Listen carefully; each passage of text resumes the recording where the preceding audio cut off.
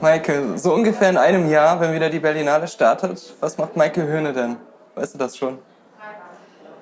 Also, es ist eine super Frage, weil ich habe natürlich nur so ein Gefühl und mein Gefühl ist, dass ich dann das tue, was ich schon auch ganz viele Jahre natürlich immer auch gerne parallel zu meiner Arbeit tun würde, nämlich mich einmal ins Kino setzen und Filme gucken. Darauf freue ich mich. Auch hier dann? Naja, eben hier Ja. sozusagen. Na klar, die Filme von meinen Kollegen endlich wieder im Kino sehen können. Weil ich schaue die natürlich so, aber versetzt und nicht im Festival. Und ich freue mich einfach total drauf, dann da sitzen zu können, Schlange zu machen, Tickets abzugreifen und I want to come in. So, ja, ich freue mich total darauf. Es hätte ja sein können, dass du sagst, die Berlinale begleitet mich ja nicht nur dann Februar, März, sondern länger. Meistens so das ganze Jahr bestimmt. Dass du dann sagst, ich muss mal ganz abschalten davon oder ich will mal ein Jahr eine komplette Ruhepause vom ganzen Festivalthema haben. Aber ich habe schon gehört, du bist ja eh eingespannt. Du bist ja eh schon auch woanders unterwegs. Ja. Also. Nee, also das Festival und dieses konzentrierte Schauen und diese konzentrierte Auslese an Arbeiten und das Treffen von den Kollegen und Innen und Filmemachern und Innen, das ist doch das, was wir hier tun. So. Nee, das will ich auf gar keinen Fall auslassen.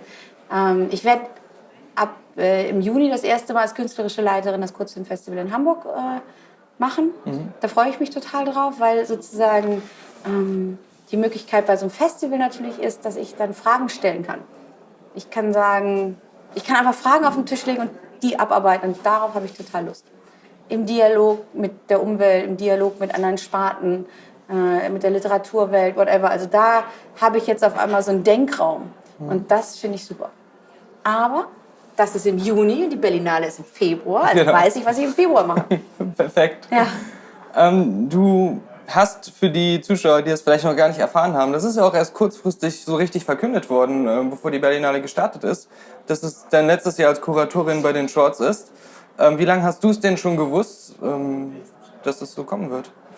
Naja, es ist sozusagen von zwei Seiten verkündet worden. Wir haben es im Oktober verkündet über den Hamburg-Kanal. Also eigentlich sozusagen die Kollegen aus der Szene wussten das. Und es hat eben auch überhaupt nichts mit Carlo und der Berlinale zu tun, sondern ich meine, ich lebe in Hamburg, meine Familie ist in Hamburg, ich unterrichte in Hamburg an der Uni. Und die Möglichkeit, ich wusste eben schon im April letzten Jahres, dass da eine Veränderung bevorsteht. Und dann wusste ich, okay, da muss ich jetzt drüber nachdenken, weil das ist, wo ich lebe und wo meine Kinder sind und mein Partner ist. Und dann habe ich mich da beworben, ganz ordentlich, und mich vorgestellt und mich ein paar Mal getroffen und wir haben darüber nachgedacht. Und dann wussten wir es im Oktober und haben das eben auch schon laut gesagt. Und hier haben wir es nochmal so über die Kanäle der Berlinale natürlich nochmal lauter nach draußen getragen. Wie lange machst du es insgesamt? Du bist ja, glaube ich, einen Tick länger als ich die Berlinale besuche bei den Shorts dabei gewesen. Ist das so? Ja, ich glaube. Oder wann hast du angefangen?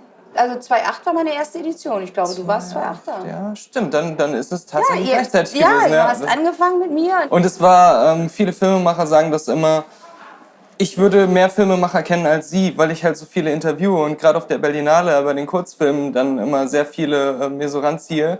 Und bei dir muss es ja noch mehr sein. Du kennst ja wirklich jeden, der mal einen Film bei den Berlinale Shorts hatte.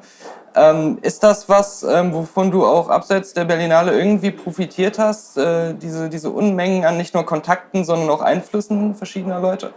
Einflüssen, was meinst du damit? Ja, so diese ganzen sehr unterschiedlichen Filmemacher, die du einlädst, mit denen du sehr intensiv mit jedem Einzelnen zu tun hast. Denn hier färbt das irgendwie ab oder hat das auf deine eigene Arbeit, du machst ja auch Filme, einen Einfluss auch? Ja, absolut. Also das Tolle an dieser Arbeit ist doch genau das, dass ich die Möglichkeit hatte, so viele Menschen zu treffen und kennenzulernen. Das wird ja auch weiter so gehen, weil in Hamburg laden wir ja auch ein.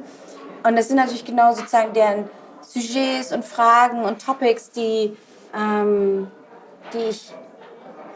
mich bewegen und die ich dann ja auch weitertrage. Oder dann fahre ich irgendwo hin und dann sage ich, oh, ich komme, man trifft sich. Und also ich und die und ich ist immer eine Sache gewesen, aber mir war ja auch immer wichtig, dass die untereinander auch sich besser vernetzen, sich kennenlernen, irgendwie sich schätzen lernen. Also da haben wir doch die letzten Jahre noch mal sehr intensiv, hands-on-programmmäßig dran gearbeitet, dass die Filmemacher untereinander jenseits der Konkurrenz, wer gewinnt denn jetzt diesen goldenen Bären, hineinkommen in dieses Gefühl und in dieses Wissen, dass man Filme nicht alleine macht, dass man diese Industrie nicht alleine macht, dass man immer Support braucht eigentlich. Und geht einfach los, ab dem Moment, wo man Koproduktion machen muss, weil jenseits von Westeuropa brauchst du einfach andere Menschen, du brauchst andere Kontakte, damit du die Finanzierung stemmen kannst.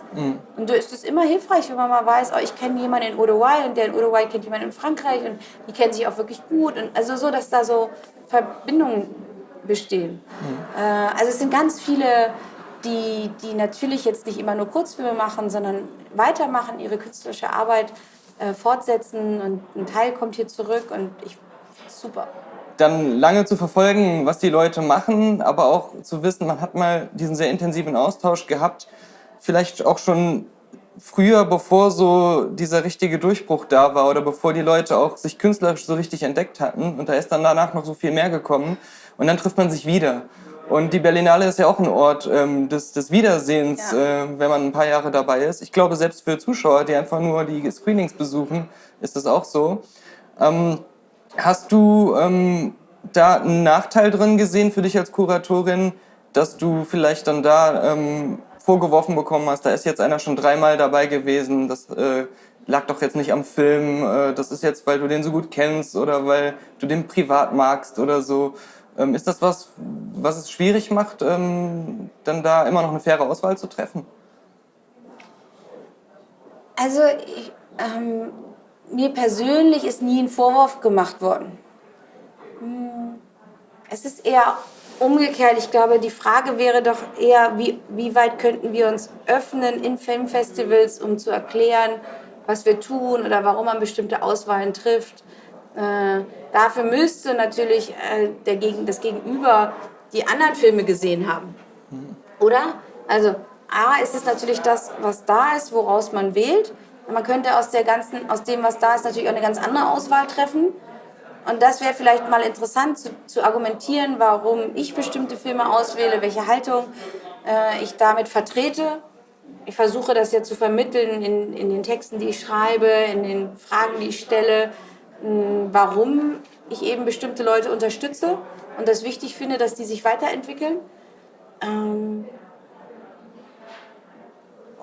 Genau, und das ist eben so das eine, also sozusagen, das gilt ja auch nicht nur für Kurzfilme, das kann man ja auch für die Langfilme fragen, das kann man überhaupt an Kuratoren diese Frage stellen, warum wählt ihr aus, was ihr auswählt? Dann ist natürlich immer auch eine gewisse Form des Respekts, also würdest du einem befreundeten Regisseur sagen, dass dir sein Film nicht gefällt? Fragezeichen. Wie formuliert man das eigentlich? Wann formuliert man eine künstlerische Kritik? Wann traut man sich das? Wie traut man sich das zu sagen? Also insofern ist es an mich nicht rangetragen worden, aber ich glaube, vielleicht auch deswegen, weil, stimmt, manche Leute sind 3-mal hier gewesen, manche sogar 4-mal. Udo Braun, glaube ich, hat den Rekord gemacht mit seinen 5-mal und das letzte Mal hat er dann eben auch die Nominierung gewonnen für einen wirklich bemerkenswerten Film. Aber ich habe ja auch vielen Menschen und vielen Regisseuren und vielen befreundeten Filmemachern Nein gesagt. Die schicken ihren neuen Film und ich habe ihn abgesagt. Also so, das ist ja auch nicht einfach, aber ich meine, du kannst es dir ja ausrechnen, was das bedeutet. Man hätte die Sektion, das Festival hätte die Sektion übernommen, weil jeder macht natürlich, nicht jeder macht weiter, aber viele machen weiter. Und die Frage ist dann die mit dem Kornfeld, also hast das Schachbrett, legst einen Samenkorn drauf, auf den nächsten verdoppelst und so weiter. Wie schnell ist das Festival voll mit kurzen Filmen? Stimmt, könnte man vielleicht auch mal machen. Kann man mal durchdenken, ist ein Gedankenspiel, dann braucht man niemandem absagen. Aber das wirft eben auf die Frage zurück, wenn ich jemandem absage, was suche ich denn eigentlich? Ja, und wie du gesagt hast, was ist denn die Aufgabe beim Kuratieren? Und muss ich da nicht auch selbst A, eine Haltung mitbringen und B, auch Eigeninteressen auch spielen lassen, weil sonst könnte ich einen Zufallsgenerator wirklich anschmeißen und dann wäre die Arbeit erledigt. So, ne? Hast du, als du angetreten bist hier, was in den Kopf gesetzt, was du hier mal hinterlassen möchtest? Und ist das immer noch das, was du jetzt heute hinterlässt? Ich habe nie gedacht, ich muss irgendwo hinkommen, weil ich glaube, so nicht funktioniere ich als Person. Es gibt ja Menschen, die haben sehr klare Vorstellungen von etwas und das wird dann umgesetzt. Ich habe insofern eine klare Vorstellung, als dass es wichtig war, dass es eben filmische Handschriften sind, die ich gerne zeigen möchte. Und eben Handschriften und dahinter eine Handschrift schreibt sich ja nicht von alleine, sondern das sind ja eben Menschen, die schreiben, die sich was trauen. Also die sich trauen, weiterzugehen als das Bekannte, die sich trauen, was auszuhalten, die sich weiter trauen. Weil ich das als Haltung sicherlich denke, wenn wir gesellschaftlich weiterkommen wollen, müssen wir eben auch weitergehen und können nicht nur in irgendwelchen Mustern hängen und stecken bleiben. Und das ist natürlich die Aufgabe der Kunst, die Aufgabe der kulturellen Arbeit, aufzuzeigen, es ist möglich, weiterzugehen. Ich muss nicht stehen bleiben, ich kann weitergehen. Das geht. Und das sieht vielleicht nicht immer perfekt aus, aber das geht. Weil perfekt wird es ja erst, wenn es dann eingeschliffen ist und dann noch und noch erzählt worden ist. Dann, aber mich hat immer dieser Wurf interessiert, diese Skizze, dieses Angerissene. Und das war schon immer so. Und das ist, glaube ich, bis heute so. Das ist so geblieben und natürlich verfeinert sich so eine Auswahl über die Jahre und auch dieses Handwerk, was ich, glaube ich, sehr gut beherrsche, nämlich das Kuratieren, also diese Programme dann wirklich auch zu gestalten, dass sie in einem Guss trotzdem sich reflektieren, in dem Ganzen korrespondieren etc. Das habe ich, glaube ich, so über die Jahre, das war eben toll, diese Möglichkeit zu haben über so einen langen Zeitraum. Dann wird man natürlich auch besser da drin. Die Aufgabe der Berlinale im Großen, und das ist ja auch Dieters Suche und die meiner Kollegen und Innen, ist eben, solche Handschriften zu unterstützen und zu sagen, wir als kulturelle Institution möchten die gesellschaftliche Entwicklung unterstützen und dass es weitergeht. Und dafür brauchen wir neue Männer- und Frauenbilder. Wir müssen uns bewegen. Das untersuchen wir hier.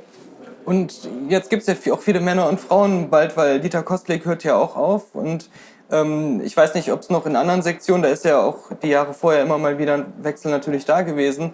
Nicht nur was die Top-Positionen angeht.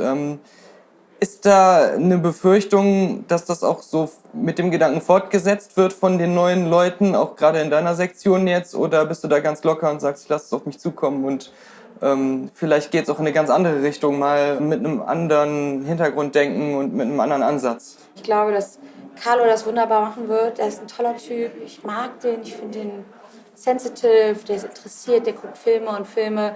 Also er tut das, was wichtig ist, wenn man ein Filmfest macht. So. Und er hat ein gutes Team. Und er hat uns. Und man wird da in den Dialog gehen. Das zum Großen. Ich glaube, es wird toll bleiben. Und auf seine Eingangsfrage, ja, ich freue mich, hier nächstes Jahr sitzen zu können und Filme zu schauen. Und das andere ist, das ist natürlich eine interessante Frage, wo ich immer sage, ich möchte gerne Bewegung und Veränderung. Wie viel Bewegung und Veränderung darf denn passieren, wenn ich es nicht mehr mache und muss es nicht alles so bleiben, wie ich das jetzt gemacht habe? Nein, muss es nicht. Ist doch toll, wenn es weitergeht. Und natürlich denkt man genauso eine Sekunde, ja, das ist aber irgendwie so. Nee, man hat ja auch was nicht aufgebaut. Genau. Ja, also. Und dann, wenn mir das passiert, denke ich, genau, Frau Höhne, Kresse halten, weitermachen. So, lass es los. Ich meine, ich bin doch nicht die was in Stein meißeln will. Ich bin die sagt, es muss sich bewegen. Also muss ich auch das bewegen dürfen. Und es gibt sicherlich, und das ist ja auch ein Grund, warum es so wichtig ist, letztlich zu gehen, warum man vielleicht auch hätte früher gehen können oder ich früher hätte gehen können, aber es gab keine adäquate Position für mich. Also bin ich geblieben. Ich muss ja auch irgendwie die Familie ernähren. So. Aber diese Frage, inwieweit kann ich überhaupt kreativ weiterdenken und etwas weiterentwickeln, wenn ich schon so lange im Prozess bin? Und deswegen ist es doch so gut, an genau diesen Key Positions einfach auch zu wechseln, damit ein anderer Blick drauf passiert. Weil ich kann jetzt in Hamburg das anfassen und das tue ich auch und das habe ich auch schon getan und das verändern wir gerade in der Struktur. So. Und das ist super. Und dann kann man in 7 Jahren vielleicht auch sagen, okay, dann kann das da auch wieder jemand neu anfassen. Aber man geht ja auch zu einem Festival, weil man die Bewegung möchte. Und weil man sehen möchte, dass es möglich ist, dass Dinge sich verändern und man trotzdem gute Laune hat. Also so, von daher ist es ein wichtiger Prozess des Loslassens und ich glaube, das ist was ich mir für mein Leben aufgeschrieben habe, in meinem Innersten, dass es immer weitergeht. Und dass es toll ist, dass es sich verändert. Das heißt, da gibt es ganz viele Filme, die wir noch sehen können, Leben, was wir noch entdecken können. Und genau, und ich hoffe, das ist vielleicht das Einzige, was ich hoffe, aber ich glaube, da brauche ich auch keine Befürchtung haben, dass die Berlinale in diesem Geist, der sie immer war, weitergehen wird. Es wird immer Thinkers who think the impossible, die wird es hier geben irgendwie, und die werden hier gezeigt werden. Hast du jemanden schon mal erlebt, den du eingeladen hast, weil du den Film super fandst, aber dann festgestellt hast, der Mensch hat mir gar nicht gefallen, als er dann hier war. Und das war dann eher ein unangenehmes Erlebnis, was du niemals gedacht hättest, weil der Film halt was ganz anderes gesagt hat über diese Person. Das ist eine ganz interessante Frage, die du da stellst, weil wir ja prinzipiell wirklich sehr ausgeglichene Gäste haben. Also wo wir das Gefühl haben, ja, das funktioniert total gut. Wir mögen die mögen uns so. Und natürlich gibt es nicht viel, aber es gab so 2, 3 Momente, wo ich dachte, ja, hier missverstehen wir uns. Sozusagen. Das hat jetzt, und dann kommt es natürlich sozusagen auf die persönliche Art und Weise, mich muss jetzt ja auch nicht jeder mögen, zu tun. Verstehst du? Ich bin ja auch ein bestimmter Typ so. Und die Frage ist ja, warum kann ich mit bestimmten Typen und mit anderen nicht? Das ist so eine Frage, aber jenseits dieses ich mag dich nicht, ist es, glaube ich, wirklich 1 oder 2 Mal nur passiert, dass wir sozusagen den Spirit der Sektion nicht vermittelt bekommen haben. Und der Spirit ist eben schon der, dass es neben aller Konkurrenz wirklich darum geht, gemeinsam eine gute Zeit zu haben. Um eine Basis für die Zukunft zu legen. Wenn ich dann mal nach Belgien will, kann ich da hinfahren. Und zwar jenseits von Airbnb und ich verkaufe nicht, sondern weil man jemanden getroffen hat, der eine ähnliche Suche hat. Ich glaube, ein wichtiges Momentum war wirklich die Preisverleihung damals wieder in den Palast zurückzuverlegen, wegzunehmen von dem Dienstag, was ja die ersten Jahre noch so war. Das war ein bisschen komisch. Das war ja eine Idee, ja, dann können die Gewinner noch in den Markt gehen und haben da was von. Das hat überhaupt nicht funktioniert, weil der Markt am Mittwoch vorbei ist. Also, und das war dann eben auch klar, das können wir sehr gut argumentieren. Und Dieter fand es dann eben auch eine gute Idee. Und sozusagen die haben jetzt die Filmemacher miteinander, wir verbinden die sehr eng ganz am Anfang und dann haben sie diese ganze Woche, um nicht nur miteinander, aber immer wieder sich zu sehen, sich zu begegnen, sich zuzuhören bei den Talks, sich so zu erleben. Und dann verbringen die ein anderes Momentum und haben eine tolle Preisverleihung. Und natürlich denkt man immer, ich habe den besten Film gemacht. Das ist doch ganz klar. Ich habe ja auch das beste Festival gemacht. Verstehst du? Also das ist doch mal klar, ohne diese Haltung brauche ich ja gar nicht antreten. Ja. Und natürlich glänzt dann ein goldener Bär richtig toll. Der sagt zu dir, das, was du tust, ist richtig. So kryptisch und merkwürdig das ist. We believe in you. No fear, I'm not going to die. I just dropped in to say goodbye. So goodbye to the lights and the glorious nights. It's the price I am paying for my cabareting. And the old doctor tells me my liver is queer. I must rest for a year. I have nervous prostration from that hesitation, but I don't regret it. The bankroll, I'll bet that if I'm in good condition a year from today, why, I'll do it all over again.